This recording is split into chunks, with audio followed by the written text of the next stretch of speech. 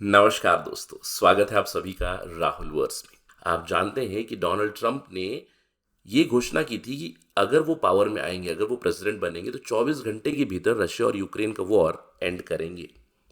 उनको पावर में आए हुए 6 महीने हो चुके हैं, but progress has been very bleak. अब डोनाल्ड ट्रंप ने 50 दिनों का अल्टीमेटम दिया है रशिया को। तो आज हम लोग इस पर्टिकुलर डिस्कशन में एनालाइज करेंगे, can Donald Trump really and the Ukraine war in 50 days. जो अल्टीमेटम दिया है रशिया को, वहां पे उन्होंने टू प्रॉन्ग स्ट्रैटेजी लाई है। उन्होंने थ्रेट दिया है सैंक्शंस का। रशिया के ऊपर तो सैंक्शंस ऑलरेडी लग चुके हैं, उनके ऊपर तो प्रतिबंध लगे हैं, लेकिन अब वो इनडायरेक्ट प्रेशर करना चाहते हैं रशिया के ऊपर, जहां पे सेकेंडरी सैंक्शंस लग सकते हैं रशियन ट्रेडिंग पार्टनर्स पे। इसका इंपैक्ट इंडिया पे भी हो सकता है। और उनकी दूसरी स्ट्रैटेजी है कि यूक्रेन को एडवांस वेपन्स दे। तो यहाँ पे अंडरस्टैंड करते हैं कि क्या 50 डेज में रशिया यूक्रेन वॉर को डोनाल्ड ट्रंप एंड कर सकते हैं या नहीं। दोनों पहलू की बात करेंगे, yes also and no also, from experts perspective. सबसे पहले, may be the war can end in 50 days. क्यों? Let's try to understand. अभी फिलहाल यूनाइटेड स्टेट्स का पोस्चर थोड़ा सा बदल चुका है। ऑल दो डोनाल्ड ट्रंप की पॉलिसी अगर आप देखें, शुरुआती दौर में जब उन्होंने अपनी इलेक्शन की कैंपेनिंग की थी, वहां पे भी उन्होंने बताया था कि he wants to bring America out of unnecessary conflicts. लेकिन कहीं ना कहीं पहले 6 महीनों में देखा है कि instead of taking US back from the conflicts, US has entered into more conflicts। जैसे हम लोगों ने देखा ईरान में डायरेक्ट कॉन्फ्लिक्ट में एंटर हो गया। अब रशिया के साथ भी उन्होंने एक स्ट्रॉन्ग पोस्चर अभी लिया हुआ है। So there has been a change in US posture. Donald Trump का जो अल्टीमेटम है, अल्टीमेटम के साथ वो एक्शन भी दिखा रहे हैं। एडवांस वेपन का शिपमेंट यूक्रेन को जा रहा है। तो कई बार इस तरह के अल्टीमेटम्स काम कर सकते हैं। अगर हम लोग इतिहास को देखें, पहले भी कई सारे अल्टीमेटम्स अलग अलग देशों ने दूसरे देशों को दिए थे। डिप्लोमेसी में अल्टीमेटम का इस्तेमाल ज़रूर किया गया है। हम लोग जिसको ब्रिंकमैनशिप कहते हैं, डेटरेंस कहते हैं, उसका इस्तेमाल करते हैं। लेकिन वो डेटरेंस क्रेडिबल होनी चाहिए, वो अल्टीमेटम क्रेडिबल होनी चाहिए। जैसे अगर मैं एक सक्सेसफुल अल्टीमेटम का एग्जाम्पल दूंगा तो 1962 का Cuban missile crisis would be a very successful ultimatum to Russia, जहां पे यूएस प्रेसिडेंट केनेडी ने अल्टीमेटम दे दिया सोवियत को।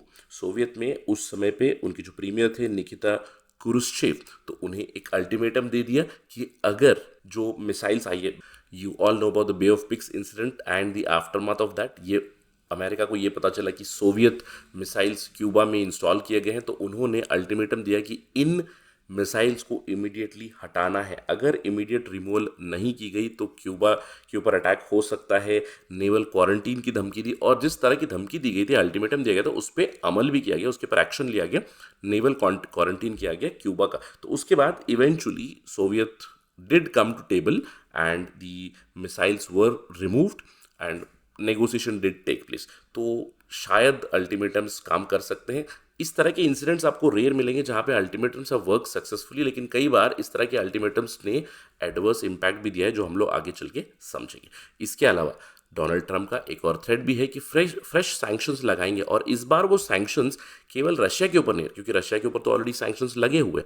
अभी उन्होंने सेकेंडरी सैंक्शंस का थ्रेट दिया है, which will impact the partners of Russia. आप जानते हैं कि रशिया से हम लोग ऑयल खरीद रहे हैं, तो शायद सैंक्शंस इंडिया पे भी लग सकते हैं, शायद चाइना पे भी लग सकते हैं। तो सेकेंडरी सैंक्शन से रशिया के ऊपर एक्सटर्नल प्रेशर, अब यूएस डायरेक्टली प्रेशर नहीं करेगा, लेकिन रशिया के जो भी, I wouldn't say allies but trade partners है, वो भी रशिया को प्रेशर कर सकते हैं to reach the negotiating table.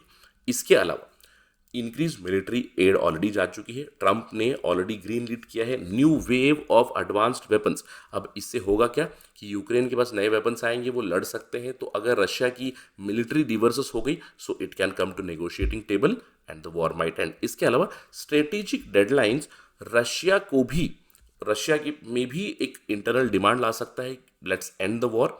तो पब्लिक डेडलाइंस या फिर अल्टीमेटम्स जो होते हैं, it could push all parties to come to negotiating tables, क्योंकि एक डेडलाइन है, 50 दिनों का डेडलाइन है। So let's see what happens, whether there will be negotiation और not, only time will tell. But on the flip side, अगर हम लोग बात करें कि 50 दिनों में वॉर एंड नहीं होगा, जिस तरह की सिचुएशन है अभी, many people are very skeptical that it is going to end within 50 days. क्योंकि जो पिछले 6 महीनों का रवैया रहा है रशिया का, उन्होंने कंटिन्यूसली अपने टेरिटोरियल एम्बिशंस को प्रेस किया हुआ है। पहले भी डोनाल्ड ट्रंप से धमकियां आ चुकी है रशिया को कि वॉर को एंड करे, नेगोशिएट करे, लेकिन Russia has shown no signs of yielding. Not just Russia, Ukraine का भी रेजिस्टेंस काफ़ी स्ट्रांग रहा है। आपने ज़रूर देखा होगा लाइव कैमरा पे डोनाल्ड ट्रंप और वोलोदिमीर जेलेंस्की के बीच जिस तरह की उनकी एनिमेटेड डिस्कशन चली थी, उसके ऊपर कई कई सारे लोगों ने टिप्पणी की थी। वी डिड सी, इनफैक्ट जैसे ही अल्टीमेटम आया, रशियन ऑफिशियल्स ने ऑलरेडी ट्रंप के अल्टीमेटम को अनएक्सेप्टेबल बता दिया है। So there is I would say little chance of this ultimatum working. इसके अलावा जब भी अल्टीमेटम दिए जाते हैं वो कई बार बैकफायर हो सकते हैं। क्यों? क्योंकि अगर 50 दिनों का टाइमलाइन है, इसका मतलब है दोनों पार्टीज के पास समय है कि 50 दिनों तक लड़ाई चलेगी, तो अगले 50 दिनों में एस्केलेशन और बढ़ सकता है। सैंक्शंस जो लगाने की बात की है यूनाइटेड स्टेट्स ऑफ अमेरिका ने, sanctions themselves have no guarantee of working, और यहाँ पे तो सेकेंडरी सैंक्शंस की बात चल रही है। It can push the other countries जो यूएस के साथ ट्रेड करते हैं, जो यूएस के एलाइज होंगे, अगर वो रशिया के साथ भी डील करें, जैसे टिपिकली इंडिया हो गया, चाइना हो गया, ब्राज़ील हो गया, अगर इन पे सैंक्शंस लगेंगे तो ये इन देशों के और यूएस के रिलेशंस भी खराब हो सकते हैं, जिससे कि ग्लोबल वोलेटिलिटी और बढ़ सकती है। अपार्ट फ्रॉम दिस, अगर हम लोग हिस्टोरिकल प्रीसिडेंट्स देखें, जैसे कि मैंने आपको बताया, अल्टीमेटम्स को अगर हम लोग एनालाइज करें, there have been various studies on ultimatums, क्योंकि अल्टीमेटम्स एंड डिप्लोमेसी के ऊपर मल्टीपल पब्लिकेशंस भी हो चुकी हैं। अगर हम लोग स्टडी करें तो अल्टीमेटम्स का सक्सेस रेट काफ़ी कम रहा है, और अल्टीमेटम्स की वजह से पीस या फिर ड्यूरेबल पीस सेटअप नहीं हुआ है। इनफैक्ट अल्टीमेटम्स की वजह से लड़ाइयाँ और भी ज़्यादा हो चुकी है, रिस्क एस्केलेशन के और भी ज़्यादा बढ़ चुके हैं। टिपिकल एग्जाम्पल दे सकता हूँ 1914 का Austro Hungarian ultimatum to Serbia. इस अल्टीमेटम की वजह से अल्टीमेटली वर्ल्ड वॉर 1 ही शुरू हुआ। I can give you example of even second world war, जहां पे अल्टीमेटम दिया गया जापान को to surrender, and we saw what happened in 1945। इस तरह के ढेर सारे एग्जाम्पल्स हैं जहां पे अल्टीमेटम्स और deadlines have failed rather than giving durable piece.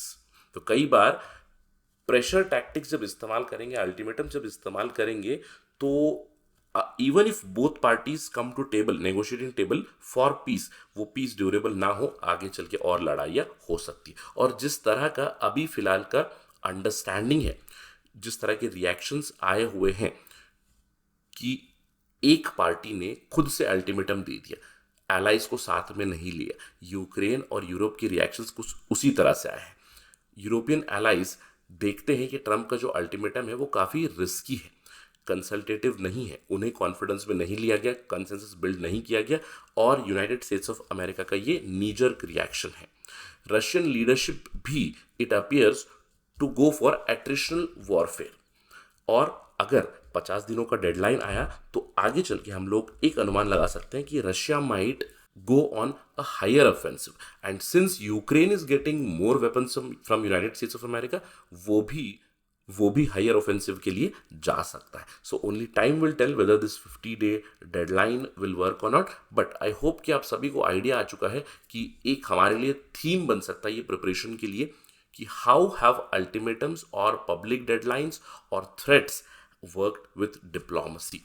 अगर हम लोग कंक्लूजन की बात करें तो ये एक काफ़ी बोल्ड रेटोरिक है। जिस तरह का डोनाल्ड ट्रंप का 6 महीने का एक्सपीरियंस रहा है, वो कई बार इस तरह के नी जर्क स्टेप्स ले चुके हैं, और एक्सपर्ट्स ये कहते हैं कि ट्रंप का जो 50-day अल्टीमेटम है, probably it is doomed for fail. इस पूरे डिस्कशन से एक निष्कर्ष क्या निकलता है कि यूनाइटेड स्टेट्स ऑफ अमेरिका का फोकस, जहां पे वो वॉर्स से बाहर निकलना चाहते थे, कहीं ना कहीं वो और भी ज़्यादा वॉर्स में इन्वॉल्व हो रहे हैं। ईरान का एग्जाम्पल हम लोग दे सकते हैं, अभी रशिया यूक्रेन का एग्जाम्पल दे सकते हैं। और इन सब चीज़ों से हुआ क्या है कि जो दूसरे एरियाज है, इंडो पैसिफिक एरिया है, यहाँ से यूएस का फोकस कम हुआ है।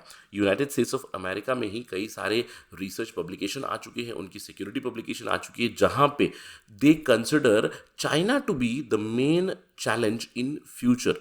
China and Taiwan dynamics can lead to more aggression by Chinese towards the Taiwanese in future, जहाँ पे US has to counter Chinese, and if if this 50-day deadline works, it might be a lesson or a template, or it might become a template for US to counter China also in future. But overall deadlines, हम लोगों ने देखा है कि जो भी history हमारी रही है, deadlines do not make durable peace. Diplomacy does. So diplomatic solutions have to be found out. Let's see what happens in future. कि 50 दिनों में वॉर एंड होगा ही नहीं, इसके ऊपर जब भी अपडेट आएगी तो will have a discussion on Rahul वर्स for sure. Thank you for watching this video. जय हिंद.